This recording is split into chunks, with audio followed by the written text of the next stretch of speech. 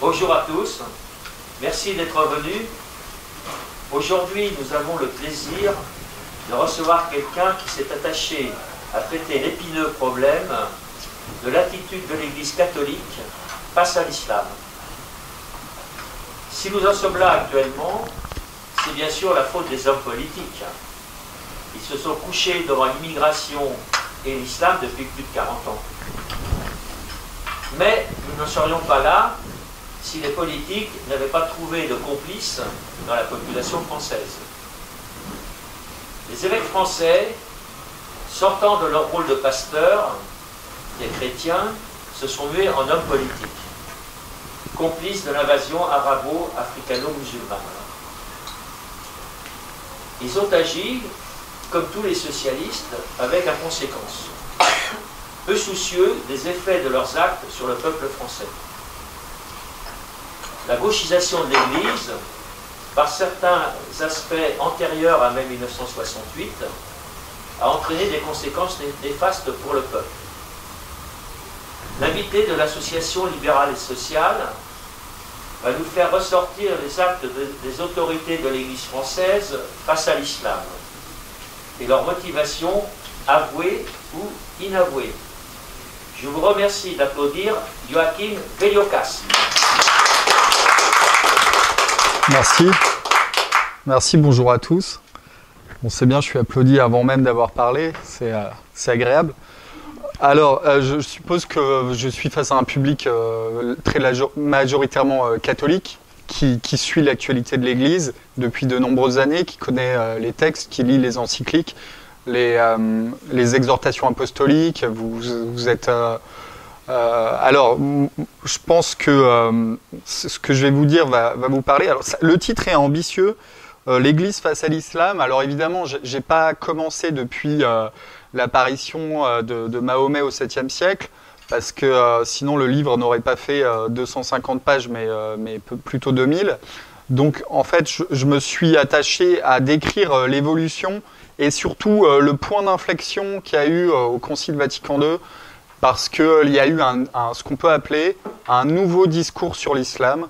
L'Église, de par la voix de ces évêques, les cardinaux, ceux qui ont préparé le concile, je vais vous lire quelques extraits des encycliques et constitutions dogmatiques du Concile Vatican II. C'est inédit, c'était des prises de position qui jusqu'alors n'avaient pas été formulées par des papes, qui jusque-là avaient été quand même très sévères sur l'islam. Avant, on qualifiait l'islam d'hérésie dans les plus hautes autorités catholiques, et maintenant c'est un gros mot. Jamais vous n'entendrez un évêque parler d'hérésie pour l'islam, par exemple, alors que c'est typiquement une des nombreuses hérésies post-chrétiennes, c'est-à-dire qui reprend des éléments de la Bible. Il y a une forme d'arianisme. Bon, Jésus n'a pas de nature divine. En fait, il y a rien de nouveau, quoi, dans le pullulement des sectes qu'il y avait après le christianisme. C'en est une de plus, mais qui a fonctionné de par la personnalité charismatique de Mahomet. Alors, il y a des débats d'historiens, il y en a même qui disent que Mahomet n'aurait pas existé. Moi, je pense qu'il a existé.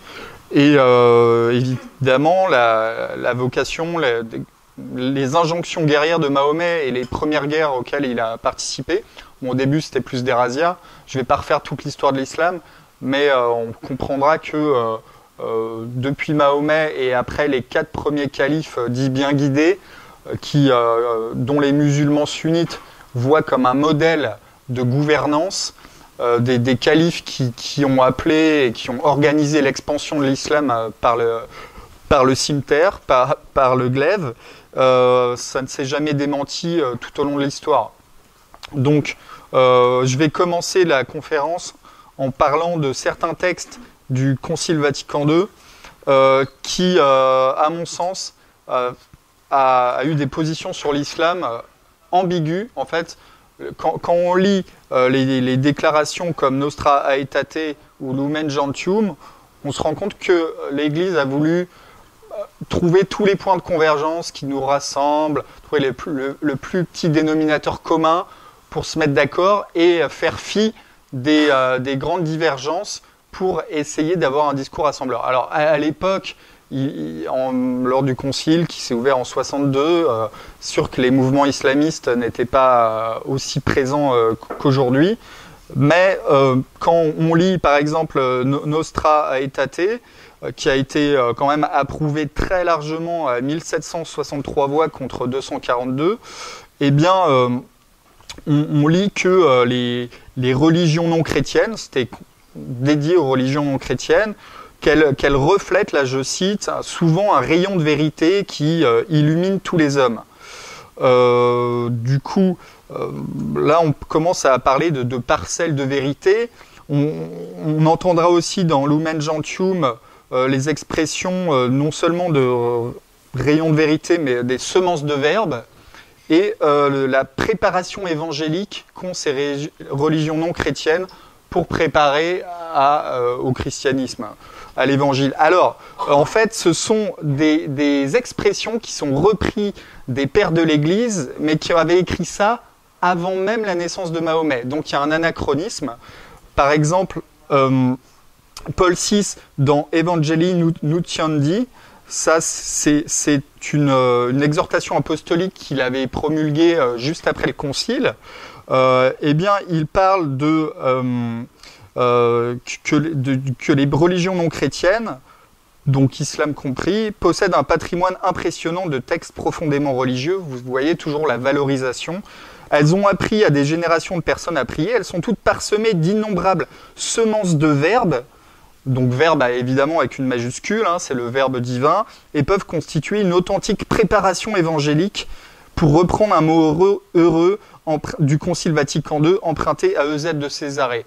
Mais évidemment, quand Eusèbe de Césarée et quand Saint Justin parle de rayons et de semences de verbe, et quand ils écrivent ça, en fait, c'est pour décrire les religions pré-chrétiennes. Et pour dire qu'il y a matière à avoir une forme de préparation évangélique, de rayons de vérité, dans certaines croyances qui avant la naissance de Jésus-Christ. Mais là, c'est vraiment un anachronisme que de l'appliquer à l'islam. Donc ça, c'est le premier défaut de ces textes qui sont malheureux. Et aussi, dans le Nostra Aetate, on lit que l'Église regarde avec estime les musulmans qui adorent le Dieu unique, vivant, subsistant, miséricordieux et tout-puissant, créateur du ciel et de la terre, qui a parlé aux hommes. Ils cherchent de tout leur cœur à se soumettre de toute leur âme, au décret de Dieu, mais s'ils sont cachés, comme s'est soumis Dieu à Abraham. Bon, alors, avoir une estime pour les musulmans, évidemment, c'est normal, mais vous verrez qu'après, très vite, on va passer de l'estime aux musulmans à l'estime de l'islam. Donc ça par contre, ça sera problématique.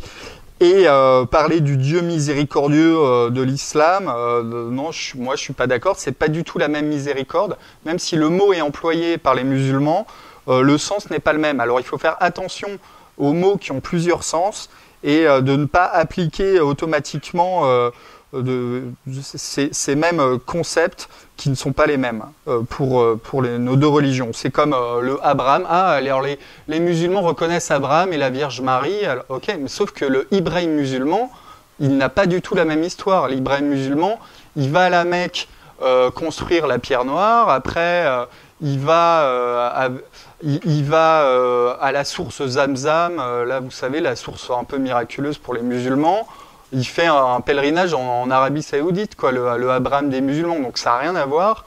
Ismaël et Isaac sont inversés, et les musulmans se disent descendants d'Ismaël, de la lignée d'Ismaël, chose que les historiens sérieux ont fait litière, parce que c'est du délire, voilà. Donc on donne acte aux musulmans de ce qu'ils affirment.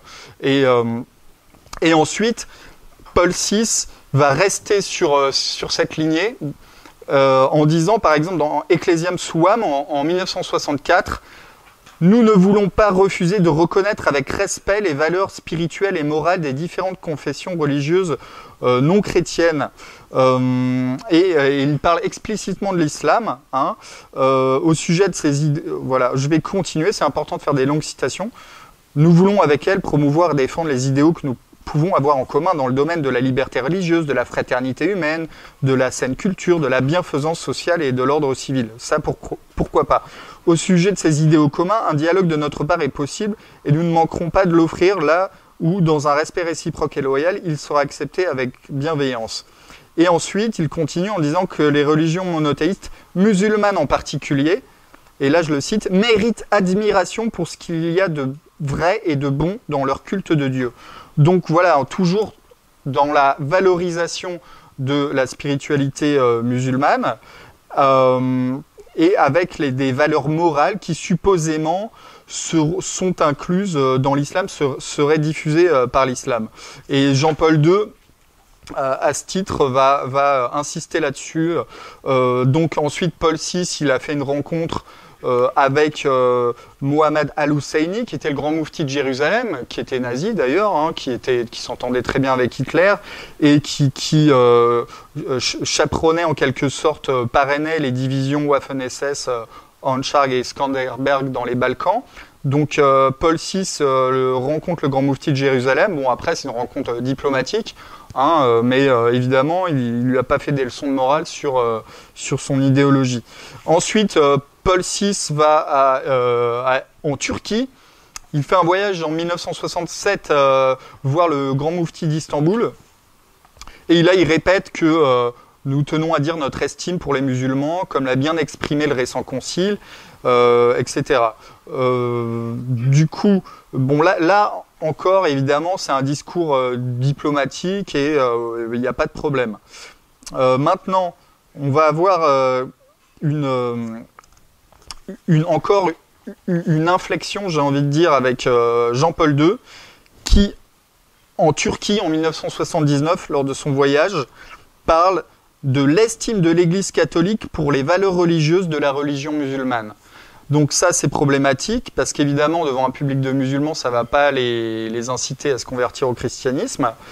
Et il continue à valoriser la spiritualité musulmane en disant « Oh, quand je pense à ce patrimoine spirituel, à la valeur qu'il a pour la société, à sa capacité d'offrir surtout aux jeunes une orientation de vie, de combler le vide laissé par le matérialisme, de donner un fondement sûr à l'organisation sociale et juridique. » Ah ouais, le fondement social et juridique de l'islam, la charia, quel fondement sûr pour une société? Je me demande s'il n'est pas urgent précisément aujourd'hui où chrétiens et musulmans sont entrés dans une nouvelle période de l'histoire de reconnaître et de développer les liens spirituels qui nous unissent. Voilà. Donc, ce type de discours va encore aller plus loin. Et là, c'est le discours de Jean-Paul II à Casablanca en 1985 qui est très important parce qu'il va être repris ensuite par les évêques. Moi, pour avoir lu toutes les déclarations des évêques lorsqu'ils viennent aux inaugurations de mosquées, dès qu'ils sont interrogés par la presse sur l'islam, eh bien, ils citent le discours de Casablanca de Jean-Paul II en 1985, qui est lui très problématique, dans la mesure où là, la valorisation de l'islam est poussée à son comble, parce que selon Jean-Paul II, le témoignage chrétien doit s'enrichir de la découverte et de l'environnement culturel et spirituel du monde musulman. Donc là, on arrive à un autre, j'ai envie de dire, une autre marche, où non seulement, après avoir parlé des super valeurs morales de l'islam, on parle de l'enrichissement dont vont bénéficier les catholiques à la découverte de l'environnement spirituel et culturel du monde musulman. Et ensuite, dans le même discours, Jean-Paul II va dire « L'Église catholique regarde avec respect et reconnaît la qualité de votre démarche religieuse, la richesse de votre tradition spirituelle. » À partir de là, évidemment, on voit mal comment un musulman entendant cela sera amené à se convertir au christianisme, d'autant que dans le concile, dans Nostra Aetate, eh bien, on dit que le dessein de Dieu est d'offrir le salut aussi aux musulmans. Et en fait, c'est assez problématique cette phrase, vous la connaissez certainement, mais il convient quand même de... Je veux la citer précisément quand même. Attendez, excusez-moi. Parce qu'il y a eu en fait, bon évidemment le texte est en latin et les traductions françaises, c'est le dessein du salut et aussi concerne aussi les musulmans. Voilà, c'est ça. Donc, en fait, il y a eu deux compréhensions de cette phrase. Il y a certains prêtres avec qui j'ai parlé, ils m'ont dit, en fait, rien de nouveau sous le soleil. Oui, le projet de Dieu est le salut pour tous les hommes. Ça ne veut pas dire qu'ils vont l'avoir. Mais aussi, il y a beaucoup de prêtres maintenant qui disent, de toute façon, il ne faut plus chercher à convertir les musulmans parce que dans le concile, on nous dit que le dessein du salut est offert aux musulmans. Donc, il ne faut pas chercher à convertir les musulmans. Et d'ailleurs, je voudrais élargir aussi aux juifs parce que maintenant, comme l'a dit le responsable du service du dialogue avec les juifs au Vatican, dans un reportage de KTO qui était très intéressant, et il diffusé il n'y a pas longtemps, il disait qu'il n'y a plus de stratégie de missionnaire d'évangélisation à l'égard des juifs, c'est fini. Mais ils l'ont dit clairement. Donc c'est pareil maintenant pour les musulmans, il n'y a plus de stratégie pour essayer de les convertir, malheureusement pour beaucoup. Voilà, donc à partir de là, eh bien, là je me suis arrêté en 85 au voyage à Casablanca, après Assise. Bon, Assise, on ne va pas en revenir dessus, mais évidemment, c'était placer toutes les religions sur un même plan. La salle qui avait été donnée aux musulmans pour leur prière, eh bien, les crucifix avaient été recouverts. Tout était à l'avenant, on se souvient du Bouddha sur les autels. En fait, ça a été mal préparé, cette réunion, et surtout la symbolique de mettre toutes les religions sur un même plan a posé problème à beaucoup même de théologiens catholiques. Ensuite, on reste dans les mêmes années, en 84, première pierre de la grande mosquée de Rome, financée par l'Arabie Saoudite. Et moi, je me suis intéressé de savoir quel est le rôle de l'Église. Est-ce que le Vatican avait eu un mot à dire là-dessus? Eh bien oui, on a le témoignage du conseiller politique du grand moufti au Liban, qui à l'époque s'appelle Mohamed Al-Samak, et qui, lors d'un dîner qu'il a fait en compagnie de Jean-Paul II, eh bien, d'après ce qu'il dit, alors je pense que c'est vrai ce qu'il raconte, moi je le crois. Pendant le dîner, Jean-Paul II m'a raconté l'histoire de la construction de la mosquée du centre islamique de Rome. Il m'a dit que le maire de la capitale italienne était venu le voir avec une lettre officielle des ambassadeurs des nations islamiques reportant leur désir commun de construire une mosquée et lui avait demandé son avis. Non seulement le pape avait donné son accord, mais il avait demandé au maire d'offrir le terrain pour y construire la mosquée et le centre culturel gratuitement. Très problématique, étant donné que c'est l'Arabie Saoudite qui a construit cette mosquée. Et là, je vais faire un lien avec la France, avec des évêques qui, comme le cardinal Liénard de Lille, que certains d'entre vous se rappellent peut-être, moi je suis un peu jeune, mais dès 1962, il a demandé à ce qu'il y ait une mosquée à Lille, et il a même proposé une chapelle pour les musulmans. Et rappelons que le cardinal Liénard était, lors du concile, un des porte-drapeaux du camp progressiste, et qu'il avait joué un rôle d'expert au concile. Donc ça, c'est le cardinal Liénard, mais il y avait aussi l'archevêque de Lyon qui avait poussé très vite à essayer de trouver une solution pour qu'il y ait une mosquée à Lyon. Donc le premier évêque, je ne me rappelle plus de son nom exact, mais après il y a eu le cardinal Descourtrai, qui lui était l'archevêque de Lyon pendant les années 80, qui est mort dans les années 90. Et lui, il a vraiment travaillé, s'est prononcé pour la grande mosquée de Lyon, qui a été inaugurée en 1994, aussi financée par l'Arabie Saoudite. Et pour avoir bien enquêté sur toutes ces mosquées, on se rend compte que la mosquée de Lyon a été très poreuse aux idées salafistes, à tel point qu'un dénommé Abdelkader Bouziane est venu souvent donner des conférences à la grande mosquée de Lyon. Et lui a été expulsé de France parce qu'il préconisait de battre sa femme. Bon, comme le dit la sourate 4 du Coran, une femme désobéissante, on doit la taper. Et il a été expulsé de France à cause de ça. Lui, c'était un salafiste.